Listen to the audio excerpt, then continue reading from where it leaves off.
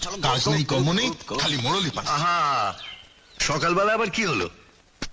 ওই তো পুরনো কাসন্দি ঘাটছে, বসে বসে খাচ্ছি। তা ঠিকই তো বলেছি। তাহলে তো দাদারাও বসে বসে খাচ্ছে। আগে না, ওরা 10টা 5টা আপিস করে। কিন্তু কই, ওদের মাইনের টাকা তো তোমার হাতে দিতে দেখিনি। সে আমি চাকরি করছি এখনো, তাই টাকা নিই না। ওদের টাকা জমছে, ওদের টাকা জমছে। আমি রিটায়ার করলে ওই টাকা কাজে আসবে। Very good, very good. তাহলে তুমি রিটায়ার করলে আমি চাকরি করবো।